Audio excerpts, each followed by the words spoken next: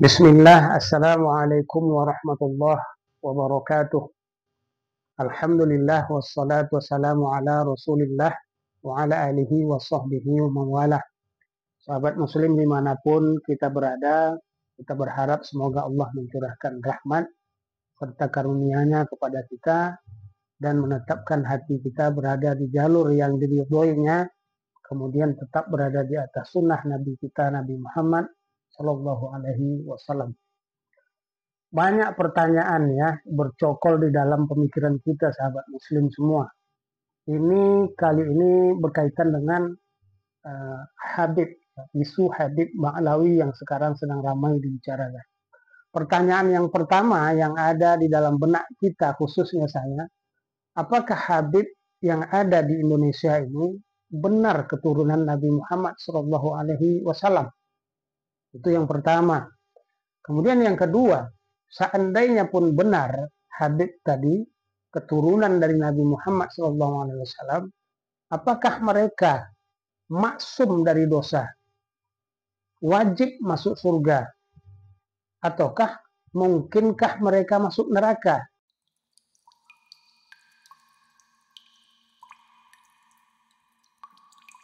Cintai habaib. Saya berapa kali sudah bilang, cintai habaib. Makanya di Indonesia ini banyak musibah, gempahnya, banjirnya. Kenapa? Banyak pembenci para habaib. Ini hati-hati. Bagaimana status ulama? Ya, ulama warathatul anbiya. Terus bagaimana habaib? Kalau bahasa sekarang, ini nabi dan keluarganya, ulama itu pengawalnya. Karena itu kau ngikuti pengawal, itu mereka mengawal keluarga Nabi. Dan mereka itu adalah thaqalain, dua pusaka yang ditinggalkan oleh Nabi kepada umat, yang jika kita berpegang kepada duanya, jangan salah satu ya, dua-duanya nggak sesat.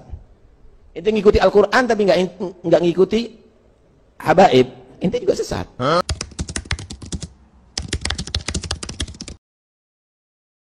Dan Abu Lahab adalah omnya Nabi Shallallahu Alaihi Wasallam. Tetap saja ada ahlul bait yang meninggal dalam kondisi kafir. Tidak ada dalil bahwasanya ahlul bait itu semuanya dalam kondisi muslim, enggak ada dalilnya.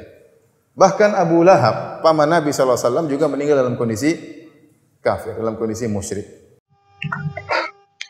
Pertanyaan mengenai apakah ahlul bait atau keluarga Nabi itu wajib masuk ke dalam surga dan tidak boleh, haram masuk neraka. Seperti yang tadi kita dengarkan, sahabat muslim, tidak ada jaminan. Sekali lagi, tidak ada jaminan kepada ahlul bait.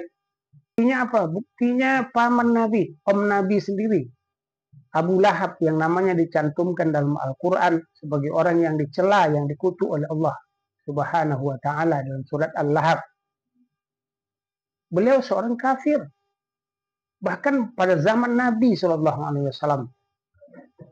Demikian pula ada paman Nabi yang selalu melindungi, menjaga Nabi, membela Nabi, yaitu Abu Thalib. Beliau juga tidak sempat masuk ke dalam agama Islam dan meninggal dalam keadaan musyrik. Dan ini jelas menjelaskan bahwa ahlul bait tidak dijamin untuk masuk ke dalam surga. Berarti masuk neraka. Ya, kalau orang kafir dan orang musyrik, tentunya saudara sendiri tahu. Pernah berkata, "Ya Fatimah bintu Rasulullah sallallahu alaihi wasallam, salini min mali ma syi'ti la ugni anki min Allah syai'a." Wahai Fatimah, putri Rasulullah, mintalah harta, saya akan berikan, tapi saya tidak bisa menyelamatkan engkau selamanya. Oleh karena tidak mesti keturunan Nabi kemudian jadi maksum masuk surga. Buktinya keturunan Nabi Nuh alaihissalam, anaknya sendiri kafir. Ya. Tidak otomatis keturunan Nabi kemudian menjadi maksum dan masuk surga, enggak. Oleh karenanya habaib pun, keturunan Nabi pun bermacam-macam. Ada Habib-Habib Syiah, banyak Habib Syiah. Kalau kita mengatakan Habib pasti benar, kita bilang kalau begitu Habib Syiah. Karena Habib Sufi juga menyerang Habib Syiah. Kita bilang mana yang benar, Habib Sufi atau Habib Syiah? Inilah yang patut kita waspadai, sahabat muslim, tentang Habib, ya, Habib yang Syiah dan Habib yang Sufi. Ternyata dari kacamata syariat yang kita lihat, habib-habib yang berbau Syiah dan Sufi ini sangat banyak tinggal di wilayah Indonesia ini. Ciri-cirinya adalah mereka selalu berbuat hal-hal yang tidak ada sandaran daripada Nabi Muhammad SAW. Seperti contohnya membangun kuburan. Kadang-kadang kuburannya jauh lebih mewah daripada kuburan sahabat. Kemudian mereka juga terlalu mengagung-agungkan kuburan tersebut, hulu terhadap datuk nenek moyang mereka.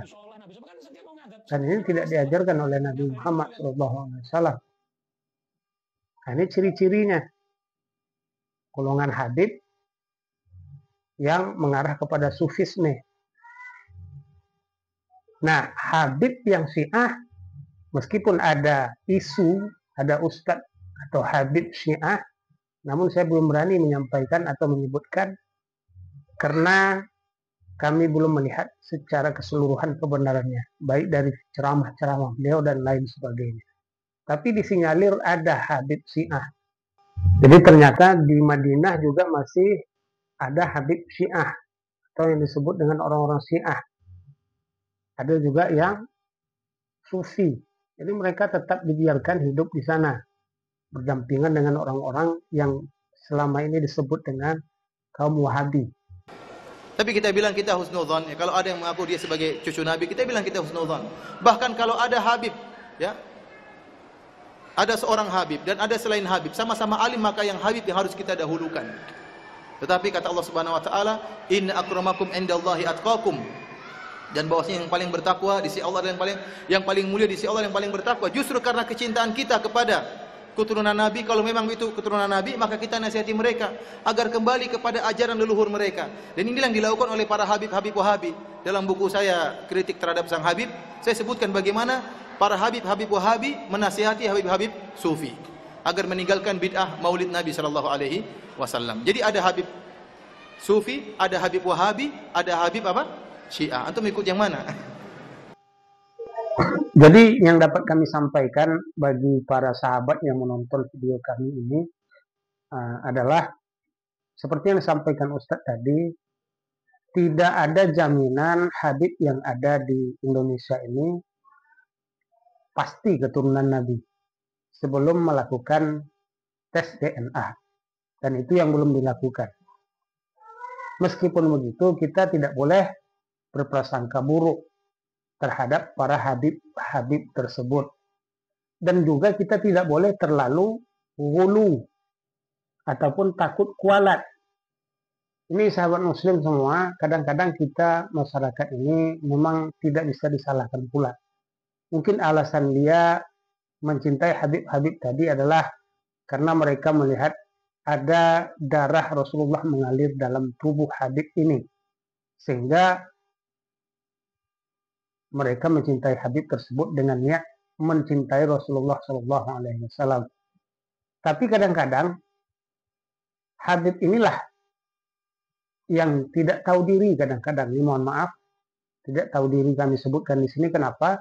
Karena sudah dimuliakan oleh kaum muslimin sedemikian rupa, malah digunakan, ya, malah dimanfaatkan para pecinta habib ini, ya.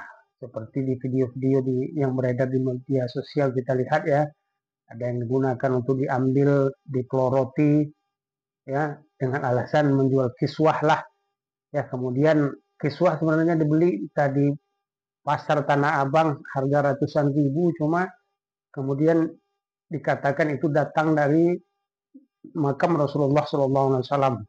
Nah, seperti biasa mengedarkan kota infak. Nah, ini yang tidak boleh, sahabat muslim. Jadi jangan takut kualat. Yang menjadi barometer kita adalah inna akramakum indallahi atqakum. Orang yang paling bertakwa adalah orang yang paling mulia adalah orang yang bertakwa di antara kamu.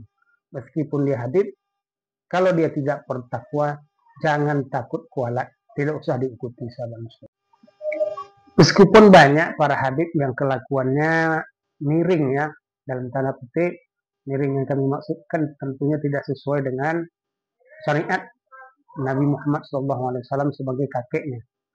Nah, tetap ada juga Habib yang lurus, yang berjuang menjalankan sunnah Rasulullah. Siapakah Habib yang lurus tersebut? Insya Allah mungkin pada video berikutnya kita akan coba membahasnya. Demikian yang dapat kami sampaikan. Mohon maaf atas segala kekurangan. Wassalamualaikum warahmatullahi wabarakatuh.